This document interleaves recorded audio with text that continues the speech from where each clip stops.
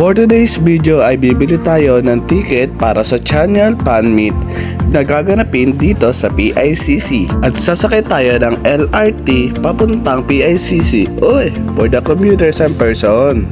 At yun na nga guys, after 47 minutes ay nandito na tayo sa PICC. Let's go, Channel! At sa part ng vlog na to ay dito ko naranasan ang sobrang init sa paglalakad. At konting lakad na lang malapit na tayo sa entrance. And now, this is it. At nandito na tayo sa entrance. Grabe, ramdam na ramdam ko na yung kalabog at hiyawan na mga tao. Dahil sa sobrang init, napapakain ka talaga sa sobrang gutom dahil sa haba ng nilakad mo.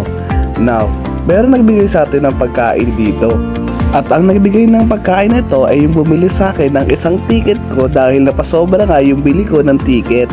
Naging dalawa instead na isa lang dapat ang aking bibilin. So yun na nga mga gar, samahan niyo muna ako habang kumakain dito sa PICC. Habang inaantay si Chanyol. Story time muna tayo mga gar. So yung mga kasagsagan para ng panahon dati super fan ako ng XO. Ngayon, ang pinaka-bias ko talaga dito ay si Chanyol. Then, sa sobrang busy ko sa school, sa mga homeworks ko, nakalimutan ko na yung mga favorite kong kanta nila. Then, bigla akong na-excite nung malaman-laman ko na meron pala ditong fan meet si Chanyol na pinost ng Everbelena. Ang Everbelena pa naman, fan na fan ako niyan kasi nga yung ibang product nila binibili ko dyan.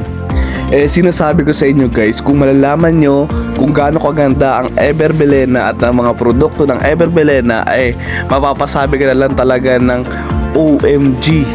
Kasi sobrang SS. Alam nyo ba kung ano ang meaning ng SS? Sulit at solid. Ganun yun mga gar, kaya bumili na kayo sa Everbelena. Promise, di kayo mabibigo. Tsaka super affordable dun. Kaya ano pa inaantay nyo, bumili na rin kayo. Huwag kayong patumpik-tumpik dyan para kayong mga doon sa far away. At sa part ng vlog na to hindi ko na malayan na mauubos na pala yung kinakain ko.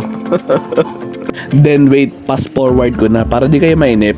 Hala, kain sige. Kaya tumataba ang mabi nyo Ayos guys, malapit na tayo maubos sa kinakain nating hotdog. And syempre, inom tayo ng pamalakasang sito para hindi tayo mategi sa kalagitnaan ng kasiyahan dito sa PICC. At sa part ng video na to, susubukan natin maging model ng sito. Joke lang pala, 0 out of 10. Then bibili tayo ng ice cream na nagkakahalaga ng 50 pesos.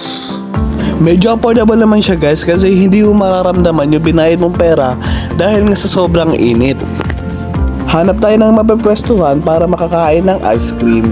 Then yun guys, para ma-relax muna tayo, iwanan ko muna kayo sa pagbo-voice over.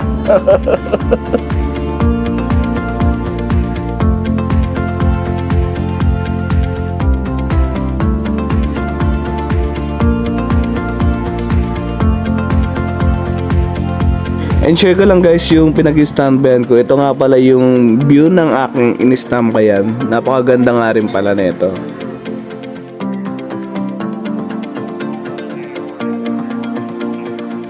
And maglalakad na tayo papunta sa loob dahil ito na yun! Grabe, pagpasok ko sa loob sobrang daming tao. Mga naka-pink, nakaputi. Then buti na lang nakaputi ako.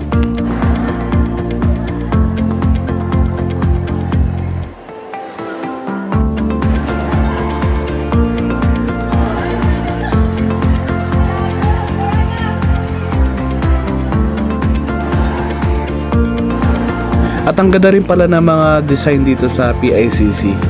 Tamang posing lang, saranghayo. Umakyat ako at ito ang nakita ko. Grabe, napakaraming tao. Di ko na malaya na ganito pa lang yung mga sumusuporta kay Chanyol.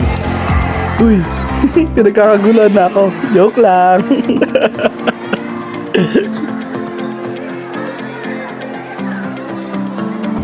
So yun guys, magsisimula na. Papasok na ako.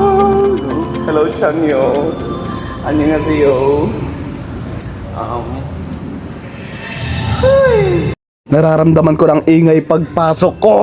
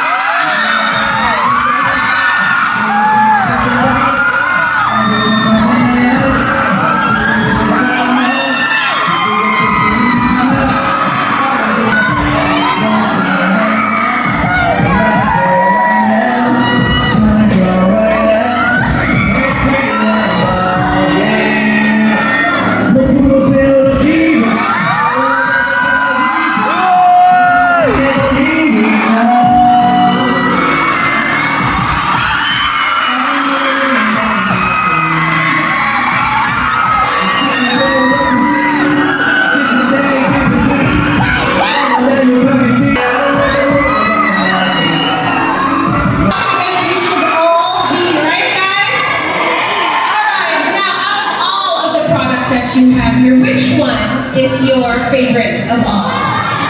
What would you tell her?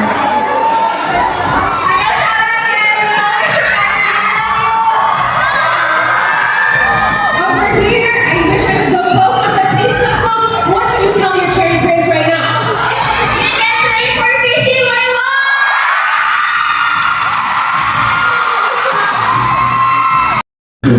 오늘 너무 아쉽잖아요, 그죠? It's been a long time since I last visited the Philippines, and nasa tingin ko sayang I didn't leave the Philippines like this. At sa part na to guys, kumanta siya ng hawak kamay, di kita iiwan.